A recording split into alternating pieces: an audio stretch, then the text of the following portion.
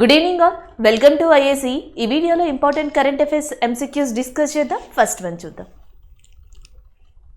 So first one, who is the author of the book India Africa relation changing horizons? India Africa relations changing horizon అనే పుస్తక రచయిత ఎవరు? Navdeep Singh Gill, Subhash Garg, Rajiv Kumar Bhatia, Kiran Bedi. So answer option A is a correct answer, Rajiv Kumar Bhatia.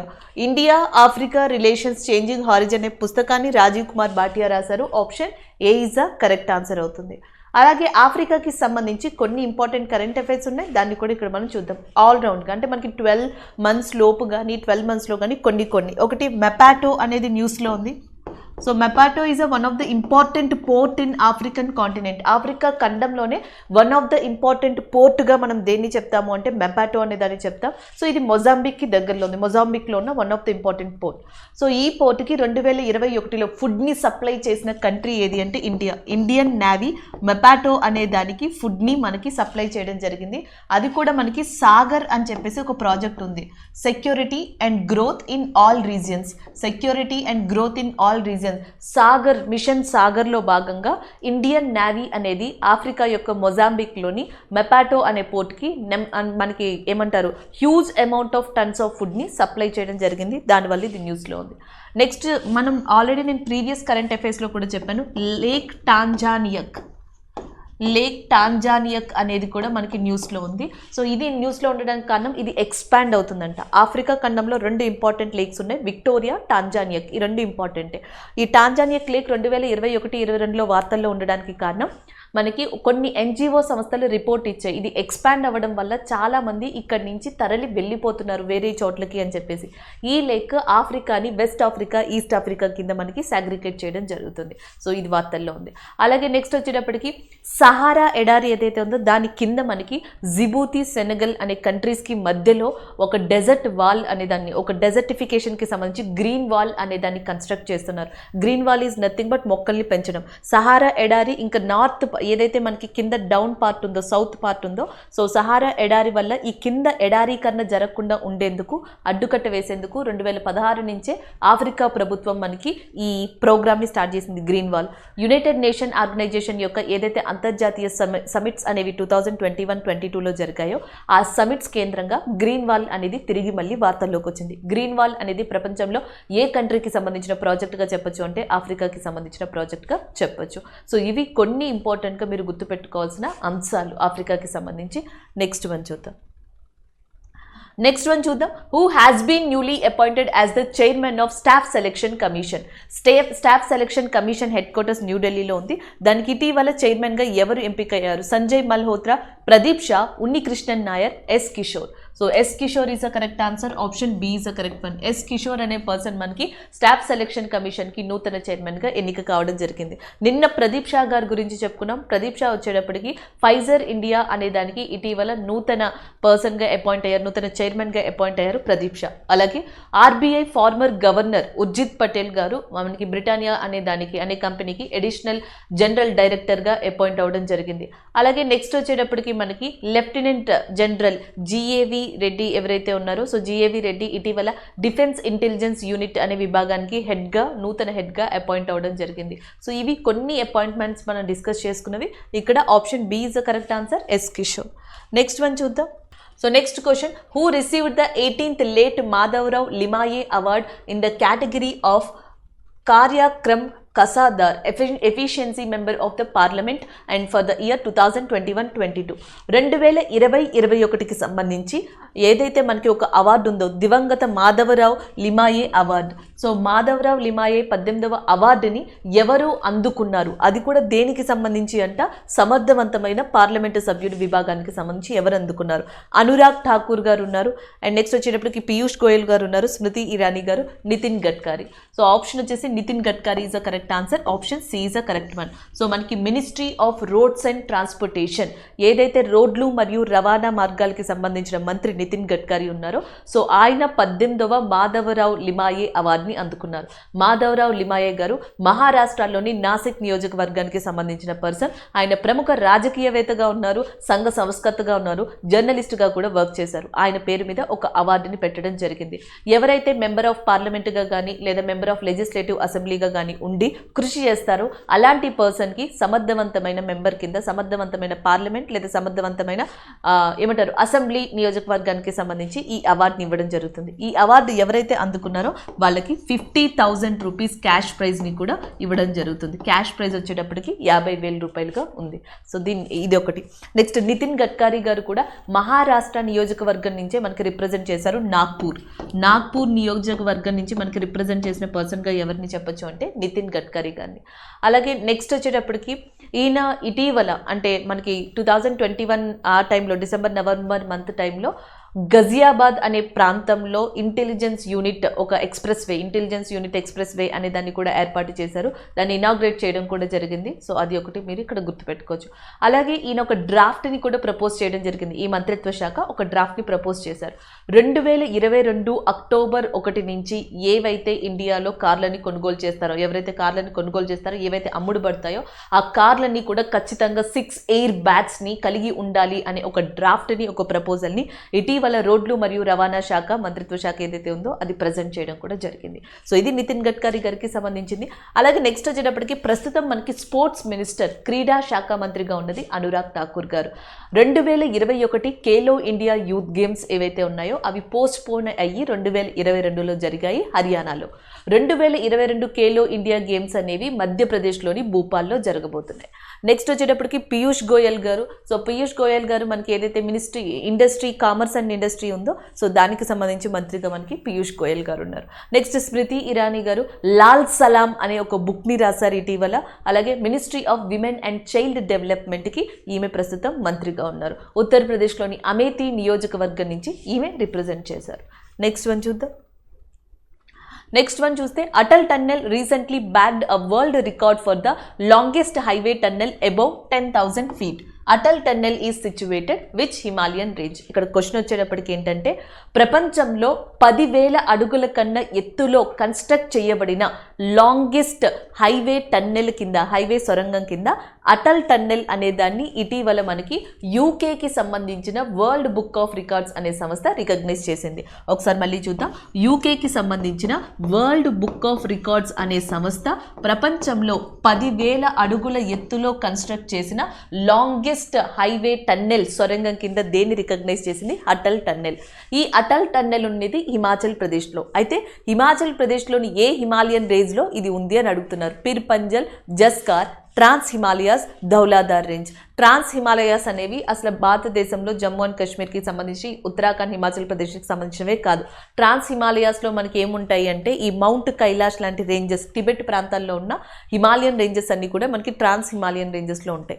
కాబట్టి ఈ option అవ్వదు. ఇక Zanskar, Pir Panjal, Dhauladhar ranges ఉన్నాయి. So answer వచ్చేసి Pir Panjal range is the correct answer, option A. Pir Panjal range మీకు చూడడానికి ఇలా కనిపిస్తుంది. జమ్మూ కాశ్మీర్ నుంచి హిమాచల్ ప్రదేశ్ వరకు పిర్ పంజల్ రేంజ్ అనేది ఇలా ఉంటుంది. సో ఈ పిర్ పంజల్ రేంజ్లోనే మనకు ఒక పాస్ ఉంది. హిమాచల్ ప్రదేశ్ దగ్గరకు వచ్చేటప్పటికి ఒక పాస్ కనుమ ఉంది. దాని పేరు రోహతంగ్ పాస్. ఆ రోహతంగ్ పాస్కి కింద మనకి అటల్ టన్నెల్ అనే దాన్ని నిర్మించడం జరిగింది.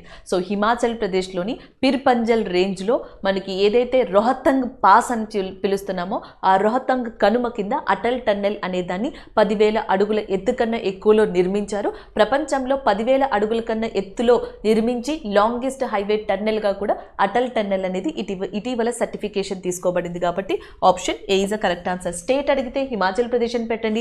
ఎవరు కన్స్ట్రక్ట్ చేశారని అడిగితే బోర్డర్ రోడ్ ఆర్గనైజేషన్ దీన్ని కన్స్ట్రక్ట్ చేయడం జరిగింది. ఇటీవల బోర్డర్ రోడ్ ఆర్గనైజేషన్ కూడా న్యూస్లో నిలిచింది. ఎందుకంటే ఈ లడాక్ చైనా దగ్గర ఏదైతే కొంత వివాదాస్పద ప్రాంతం ఉందో అక్కడ ఓ ప్రాజెక్ట్కి సంబంధించి మొట్టమొదటిసారిగా ఒక విమెన్ని అక్కడ మనకి మెయిన్ ఆఫీసర్గా కూడా బీఆర్ఓ మొట్టమొదటిసారిగా నియమించింది. ఆమె పేరు వైశాలి అనే పర్సన్ని బీఆర్ఓ కమాండ్ కమాండెంట్ ఆఫీసర్గా మొట్టమొదటిసారిగా ఇండో చైనా బోర్డర్ దగ్గర ఉన్న ప్రాజెక్ట్కి ఏర్పాటు చేయడం జరిగింది, అపాయింట్మెంట్ చేయడం జరిగింది. సో అట్లా ఈమెను గుర్తుపెట్టుకోవచ్చు, బీఆర్ఓని గుర్తుపెట్టుకోవచ్చు. అలాగే బోర్డర్ రోడ్ ఆర్గనైజేషన్తో పాటు మీరు ఐటీబీపీని కూడా గుర్తుపెట్టుకోండి. So Indo Tibetan border police force అంటారు. ఇండో టిబెటన్ బోర్డర్ పోలీస్ ఫోర్స్లో 2021లో ఇద్దరు విమెన్స్ని అపాయింట్ చేయడం జరిగింది. ఒకరు దీక్ష, రెండు ప్రాకృతి. దీక్ష, ప్రాకృతి are the 2 women officers who are appointed first time in ITBP forces in 2021గా కూడా చెప్పచ్చు. సో ఇట్లా ఐటీబీపీ, బీఆర్ఓ ఇవన్నిటిని కూడా మీరు కంప్లీట్గా ఇంటర్లింక్ చేసుకుని చదవచ్చు. ఇక్కడ option A is a correct answer. So Atal tunnel, Himachal Pradesh అనేవి వచ్చాయి కాబట్టి నేను ఇది చెప్పడం జరిగింది ఐటీబీపీ గురించి కూడా. నెక్స్ట్ వన్, అలాగే హిమాచల్ ప్రదేశ్ యొక్క చీఫ్ మినిస్టర్గా జైరామ్ ఠాకూర్ గారు, హిమాచల్ ప్రదేశ్ యొక్క గవర్నర్గా రాజేంద్ర విశ్వనాథ్ ఆర్లేకర్ గారు ఉన్నారు. సో వీటిని ఇక్కడ మీరు రివైజ్ చేయొచ్చు. నెక్స్ట్ వన్ చూద్దాం. సో నెక్స్ట్ వన్ చూసేటప్పటికి Maharashtra has tied up which international organization supports its Maazi Vasundhara campaign? Maharashtra తన మాజీ వసుంధర ప్రచార కార్యక్రమానికి అంతర్జాతీయ సంస్థ, ఏ అంతర్జాతీయ సంస్థతో ఒప్పందం కుదుర్చుకుంది అని అడిగింది. డైరెక్ట్గా ఆన్సర్ చూద్దాం. United nation environment programme is a correct answer. United nation environment ప్రోగ్రామ్తో ఏ రాష్ట్రం ఒప్పందం కుదుర్చుకుంది? మహారాష్ట్ర. ఆ ప్రోగ్రామ్ పేరు ఏంటి అంటే మనకి మాజీ వసుంధర అనే ప్రోగ్రామ్. మాజీ వసుంధర అంటే ప్రోగ్రామ్ పేరు ఏంటి లిటరల్గా అంటే మనకి మా అర్త్ అనే అర్థం, లేదా మై అర్త్ అని కూడా పిలవచ్చు.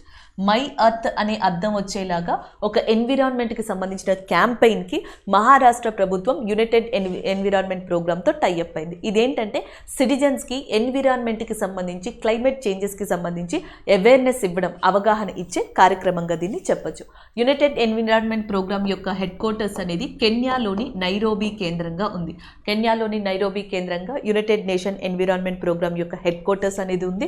అలాగే ఇది మహారాష్ట్రతో టైఅప్ అయింది మై అర్త్ లేదా మాజీ వసుధర అనే ప్రోగ్రామ్కి సంబంధించి. అలాగే ఎన్విరాన్మెంట్ డే అనేది మనకి ఎప్పుడు రికగ్నైజ్ చేయబడింది అంటే June 5th. So June 5th environment day అనేది రికగ్నైజ్ చేయబడింది. ఎకోసిస్టమ్ రీస్టోరేషన్ అనేది దీని యొక్క థీమ్గా ఉంది. ఎకోసిస్టమ్ రీస్టోరేషన్ అనేది 2021 June 5th యొక్క థీమ్ అది. సో అట్లా మీరు దీన్ని గుర్తుపెట్టుకోవచ్చు. యునైటెడ్ నేషన్ డెవలప్మెంట్ ప్రోగ్రామ్ అని ఉంది చూసారా, దీని యొక్క హెడ్ క్వార్టర్స్ అనేది మనకి న్యూయార్క్ కేంద్రంగా ఉంది. యునెస్కో యొక్క హెడ్ క్వార్టర్స్ వచ్చేసి మనకి ప్యారిస్ కేంద్రంగా ఉంది. సో నెక్స్ట్ వన్ చూద్దాం. నెక్స్ట్ వచ్చేటప్పటికి what is the rank of India in US green building council 2021 global list for sustainable spaces? So sustainable స్పేసెస్కి సంబంధించి భారతదేశం యొక్క ర్యాంక్ ఎంత? ఇటీవల యుఎస్ఏ యొక్క గ్లోబల్ బిల్డింగ్ కౌన్సిల్ రిలీజ్ చేసిన ర్యాంకింగ్స్లో అని అడుగుతున్నారు. యుఎస్ గ్లోబల్ ఏదైతే యుఎస్ గ్రీన్ బిల్డింగ్ కౌన్సిల్ అనేది రిలీజ్ చేసిందో ఒక రిపోర్ట్ని, 9th రిపోర్ట్ని, దాంట్లో ఫస్ట్ ప్లేస్లో ఈ సస్టైనబుల్ స్పేసెస్కి సంబంధించి ఫస్ట్ ప్లేస్లో ఉన్నది మనకి చైనా. నెక్స్ట్ సెకండ్ ప్లేస్లో ఉన్నది మనకి కెనడా. కానీ ఇక్కడ అడిగింది ఇండియా. ఇండియా ఏ ప్లేస్లో ఉందని అడిగారు, that is the third place. Third ప్లేస్లో మనకి ఇండియా అనేది ఉంది. అండ్ నెక్స్ట్ 4th ప్లేస్ వచ్చేటప్పటికి బ్రెజిల్ ఉంది. 4th ప్లేస్లో బ్రెజిల్. నెక్స్ట్ 5th ప్లేస్ వచ్చేటప్పటికి రిపబ్లిక్ ఆఫ్ కొరియా లేదా సౌత్ కొరియా అనేది మనకి 5th ప్లేస్లో నిలవడం జరిగింది. టాప్ 5 ప్లేసెస్లో ఇవి ఉన్నాయి. నెక్స్ట్ వన్ చూద్దాం.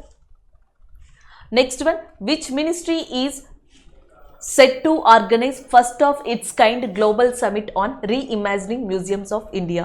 భారతదేశంలోని మ్యూజియంల పునర్నిర్మించడంపై తొలిసారిగా గ్లోబల్ సమిట్ని ఏ మంత్రిత్వ శాఖ నిర్వహించనుంది అని అడిగారు. ఆప్షన్స్లో ministry of external affairs, ministry of education, ministry of culture, ministry of tourism. So మనకి సాంస్కృతిక మంత్రిత్వ శాఖ మినిస్ట్రీ ఆఫ్ కల్చర్ ఆధ్వర్యంలో February 15th వర్చువల్గా 2 రోజుల పాటు దేశంలో మనకి మొట్టమొదటిసారిగా reimagining and reimagining museum festival అనేది నిర్వహించనున్నారు. So option D is the correct one. ఇది జి కిషన్ రెడ్డి గారు మనకి వర్చువల్గా ప్రారంభించనున్నారు. సో ఆప్షన్ డి అనేది కరెక్ట్ ఆన్సర్ అవుతుంది. నెక్స్ట్ వన్ చూద్దాం. సో నెక్స్ట్ వచ్చేటప్పటికి what is the official name of the new Ahmedabad franchise of IPL owned by CVC capital? So మనకి IPL 2021లో 8 టీమ్స్ పాల్గొన్నాయి. ఇప్పుడు ఐపీఎల్ 2022లో ఇంకొక 2 కొత్త జట్లు యాడ్ అయ్యాయి. దాంట్లో ఒకటి అహ్మదాబాద్కి సంబంధించింది ఉంది గుజరాత్లో, అండ్ ఇంకొకటి వచ్చేటప్పటికి యూపీలోని లక్నోకి సంబంధించిన టీం. అయితే గుజరాత్లోని అహ్మదాబాద్కి సంబంధించిన ఆ టీంని సివిసి క్యాపిటల్ అనే సంస్థ సొంతం చేసుకుంది. సో దానికి ఇటీవల ఏమని పేరు పెట్టింది అని చెప్పేసి అడుగుతున్నారు. అడుగుతున్నారు. గుజరాత్ టైటాన్స్ అని చెప్పేసి పేరు పెట్టింది. సో లక్నో అనే దానికి ఆర్ఎస్పీజీ గ్రూప్ అనేది ఓన్ చేసుకుంది లక్నో గ్రూప్ని. దానికి లక్నో జైన్స్ అని చెప్పేసి పేరు పెట్టారు. లక్నో జైన్స్ని KL Rahul and as well as Gujarat టైటాన్స్ని హార్దిక్ పాండ్యా లీడ్ చేయనున్నారు ఈసారి. So option C is the correct answer అవుతుంది. అలాగే నెక్స్ట్ వన్ చూద్దాం. నెక్స్ట్ వచ్చేటప్పటికి who has been recently named as a brand ambassador of Bata India. Bata ఇండియాకి బ్రాండ్ అంబాసిడర్గా ఇటీవల ఎవరు ఎంపికయ్యారని అడుగుతున్నారు. Alia Bhatt, Rishabh Pant, Neeraj Chopra and as well as Disha Patani. So మనకి ఆన్సర్ వచ్చేసి దిశా Patani is a correct answer. Option A is a correct one. So Disha Patani గారు బాటా ఇండియా ఏదైతే గురుగ్రామ్ కేంద్రంగా హెడ్ క్వార్టర్స్ ఉందో సో దానికి బ్రాండ్ అంబాసిడర్గా ఇటీవల ఎంపిక కావడం జరిగింది. అలాగే నెక్స్ట్ వచ్చేటప్పటికి టాటా ఏఐఏ లైఫ్ ఇన్సూరెన్స్కి కానీ మిగతా వాటికి కానీ నీరజ్ చోప్రా గారు బ్రాండ్ అంబాసిడర్గా ఉన్నారు. గతంలో 2021లో ఉత్తరాఖండ్ ఆ రాష్ట్ర బ్రాండ్ అంబాసిడర్గా రిషబ్ పంత్ గారిని తీసుకుంది. ఇప్పుడు అక్షయ్ కుమార్ గారు ఆ రాష్ట్ర బ్రాండ్ అంబాసిడర్గా ఉంటున్నారు. ఈ రెండు చేంజ్ అయ్యాయి. నెక్స్ట్ అలియా భట్. సో మనకి ఏదైతే people for ethically treating animals PETA అనేది ఏదైతే ఉందో సో అది ఇండియాలో అలియా భట్ గారిని పెటా అవార్డుకి సెలెక్ట్ చేసుకుంది. సో దానివల్ల ఆవిడ కరెంట్ అఫైర్స్లోకి రావడం జరిగింది. అలియా భట్ ఫ్రమ్ పెటా. రిషబ్ పంత్ 2021లో ఉత్తరాఖండ్కి బ్రాండ్ అంబాసిడర్గా ఎంపికయ్యారు. కానీ 2022లో ఆ ప్లేస్ని రీప్లేస్ చేసింది అక్షయ్ కుమార్ గారు. నీరజ్ చోప్రా, టాటా ఏఐఏ లాంటి వాటికి బ్రాండ్ అంబాసిడర్స్గా ఉన్నారు. ప్రస్తుతం Disha Patani is selected as a brand ambassador for the Bata ఇండియాగా చెప్పొచ్చు. సో నెక్స్ట్ వన్ చూద్దాం. నెక్స్ట్ వచ్చేటప్పటికి recently Jammu and Kashmir government signed a pact with which country for the transforming it sheep farming sector. ఇటీవల జమ్మూ అండ్ కాశ్మీర్ ప్రభుత్వం గొర్రెల పెంపకం రంగం పరివర్తన కోసం ఏ దేశంతో ఒప్పందం కుదుర్చుకుంది అని అడుగుతున్నారు. ఆప్షన్స్లో Australia, France, Saudi Arabia and as well as New Zealand ఉన్నాయి. Option B is the correct answer. So that is nothing but న్యూజిలాండ్గా చెప్పొచ్చు. అలాగే 2022కి ఇండియా న్యూజిలాండ్ యొక్క ద్వైపాక్షిక సంబంధాలు స్టార్ట్ అయ్యి 70 సంవత్సరాలు కంప్లీట్ అవుతున్నాయి. 70 years bilateral relationships are completed in 2022 between India and న్యూజిలాండ్గా చెప్పొచ్చు. అదే 2021లో అయితే సేమ్ కరెంట్ అఫేర్ ఏ కంట్రీకి సంబంధించి మనం కంప్లీట్ చేసుకున్నాము అంటే జర్మనీ. 2022లో సేమ్ 70 years రిలేషన్షిప్ని మనం ఎవరితో కంప్లీట్ చేసుకున్నామంటే చైనా. 2020లో చైనాతో, 2021లో జర్మనీతో, 2022లో మనకి న్యూజిలాండ్తో భారతదేశం తన ద్వైపాక్షిక దౌత్య సంబంధాలు ఏవైతే ఉన్నాయో వాటిని 70 సంవత్సరాలు కంప్లీట్ చేసుకోవడం కూడా జరిగింది. ఇక్కడ మనం ఏం గుర్తుపెట్టుకోవాలంటే క్యాపిటల్స్ అండ్ కరెన్సీస్ని కూడా ఇక్కడ రివైజ్ చేయాలి. ఆర్ఆర్బీ లాంటి ఎగ్జామ్స్కి, బ్యాంకింగ్ లాంటి ఎగ్జామ్స్కి అవి చాలా ఇంపార్టెంట్. న్యూజిలాండ్కి వెల్లింగ్టన్ అనేది క్యాపిటల్గా ఉంది, డాలర్ అనేది కరెన్సీగా ఉంది. జెసిండా ఎడ్రీన్ అనే పర్సన్ ప్రస్తుతం మనకి న్యూజిలాండ్ యొక్క ప్రైమ్ మినిస్టర్గా ఉన్నారు. చైనాకు వచ్చేటప్పటికి జీ జిన్పింగ్ ఎవరైతే ఉన్నారో Xi Jinping is a present ఏమంటాం ప్రెసిడెంట్ ఆఫ్ చైనా. యువాన్ అనేది దాని యొక్క కరెన్సీగా ఉంది, బీజింగ్ అనేది దాని యొక్క క్యాపిటల్గా ఉంది. అలాగే నెక్స్ట్ న్యూజిలాండ్ అయింది and as well as next China అయింది. జర్మనీకి సంబంధించి క్యాపిటల్ మనకి బెర్లిన్ అనేది దీని యొక్క క్యాపిటల్గా ఉంది. జర్మనీ కాబట్టి ఆబ్వియస్లీ దాని కరెన్సీ వచ్చేటప్పటికి యూరోగా ఉంటుంది. అలాగే ఏంజెల్ మెర్కెల్ని రీప్లేస్ చేశారు Olaf Scholz is right now German vice ఛాన్సలర్గా ఉన్నారు. సో అది కూడా మనం ఇక్కడ గుర్తుపెట్టుకోవచ్చు. So that is all about this current affair. And Jammu కాశ్మీర్కి లెఫ్టినెంట్ గవర్నర్గా ఉన్నది ఎవరు అంటే మనోజ్ సిన్హా. న్యూజిలాండ్తో 70 సంవత్సరాల దౌత్య సంబంధాన్ని కంప్లీట్ చేసుకుంది ఇండియా ఈ సంవత్సరం. అలాగే న్యూజిలాండ్తో జమ్మూ అండ్ కాశ్మీర్ ప్రభుత్వం ఏదైతే ఉందో అది టైఅప్ అయింది. ఎస్పెషల్లీ గొర్రెల పెంపకానికి సంబంధించి దాని అభివృద్ధి, దాని సాంకేతికని పెంచడం కోసం ఈ ఒప్పందాన్ని న్యూజిలాండ్తో ఇటీవల ఇండియాలోని జమ్మూ అండ్ కాశ్మీర్ ప్రభుత్వం అండ్ ఎస్పెషల్లీ మనకి ఒప్పందాన్ని కుదుర్చుకుంది దానికి సంబంధించింది. So next current affair. White checked macaque a new mammal species in the country has been discovered in which state? దేశంలో కొత్త క్షీరద జాతి అయిన వైట్ చెక్డ్ మెకాక్యూ, ఇది చూడడానికి మనకి మంకీలా కనిపిస్తుందండి, కోతిలాగా. సో ఈ స్పీషియస్ని ఏ రాష్ట్రంలో ఇటీవల కనబడింది అని అడుగుతున్నారు. Assam, Sikkim, Arunachal Pradesh, Uttarakhand. So answer Arunachal Pradesh is a correct answer. Option C is a correct one. ఈ వైట్ చెక్డ్ మెకాక్యూ ఏదైతే ఉందో 2015లో చైనాకి సంబంధించిన గ్రూప్ ఆఫ్ శాస్త్రవేత్తలు సౌత్ ఈస్టర్న్ టిబెట్లో కనుక్కున్నారంట. ఇండియాలో కూడా 2015లో అరుణాచల్ ప్రదేశ్లోనే కనిపించింది. దాని తర్వాత మళ్ళీ 2015 తర్వాత తిరిగి ఇప్పుడు మనకి సెంట్రల్ పార్ట్ ఆఫ్ అరుణాచల్ ప్రదేశ్లో ఈ వైట్ చెక్డ్ మెకాక్యూ అనేది కనిపించడం జరిగింది. Option C is a correct answer అవుతుంది. నెక్స్ట్ వన్ చూద్దాం. అలాగే ఇక్కడ మనకి దిబాంగ్ దిహాంగ్ అనే బయోస్పియర్ ఉంది. Dibang Dihang biosphere is in Arunachal Pradesh. ఉత్తరాఖండ్లో నందాదేవి బయోస్పియర్ ఉంది. అస్సాంలో మానస్ అనే బయోస్పియర్ ఉంది. సిక్కిం వచ్చేటప్పటికి కాంచన్జంగీసా ఇంపార్టెంట్ బయోస్పియర్గా చెప్పొచ్చు. What is the percentage of women representation of board of seats in India in 2021 as per Women in the Boardroom report. Women in the board room report ప్రకారం 2021లో భారతదేశం board సీట్ల మహిళా ప్రాతినిధ్య శాతం ఎంత అని చెప్పేసి అడుగుతున్నారు. Option C is the correct answer. 17.1 అనేది ఇక్కడ మనకి కరెక్ట్ అవుతుంది. డెలాయిట్ అనేది రీసెంట్గా దీన్ని రిలీజ్ చేసింది. Next one, which state has launched the Obavva art of self defence training programme for 50,000 girl students. 50,000 మంది బాలికల కోసం Obavva art of self defence training కార్యక్రమాన్ని ఏ రాష్ట్రం ప్రారంభించింది అని చెప్పేసి అడుగుతున్నారు. So that is nothing but Karnataka. So కర్ణాటకలో బ్యాక్వర్డ్ ఏరియాస్ నుంచి, లేకపోతే నెక్స్ట్ స్కూల్స్ నుంచి అండ్ ఇలాంటి వాటి నుంచి మనకి మెయిన్గా 50,000 మంది గర్ల్స్ని సెలెక్ట్ చేసుకుని, సో వాళ్ళందరికీ కూడా కర్ణాటక ప్రభుత్వం Obavva art of self defence అనేది మనకి నేర్పించనుంది. నెక్స్ట్ వన్ చూద్దాం. అండ్ నెక్స్ట్ వచ్చేటప్పటికి which star football of India has jointly top the list of most goal scores in that Indian and super league history. So Indian super league హిస్టరీలో most గోల్స్ని score చేసిన పర్సన్గా ఎవరు ఇటీవల మనకి ఎంపికయ్యారు, అగ్రస్థానంలో ఉన్నారని అడుగుతున్నారు. Sunil Chhetri. Option D is the correct answer. So next చూద్దాం. నెక్స్ట్ వచ్చేటప్పటికి what is the name of the sole Indian sports person who will compete in the Beijing winter Olympics 2022. 2022 బీజింగ్లో మనకి వింటర్ ఒలింపిక్స్ అనేవి జరగనున్నాయి. దానికి సంబంధించి పాల్గొనే ఏకైక భారతీయ క్రీడాకారుడు అండి. యాక్చువల్గా ఆయన క్రీడాకారుడి పేరు ఏంటి అని అడుగుతున్నారు. జగదీష్ సింగ్, ఆసిఫ్ ఖాన్, అరీఫ్ ఖాన్, శివకేశన్. ఆన్సర్ వచ్చేటప్పటికి అరీఫ్ ఖాన్. జమ్మూ కాశ్మీర్కి సంబంధించిన అరీఫ్ ఖాన్ 2022లో మనకి బీజింగ్ ఒలింపిక్స్లో పాల్గొనబోయే భారతీయుడిగా నిలిచారు. Option A is the correct answer అవుతుంది. Thank you.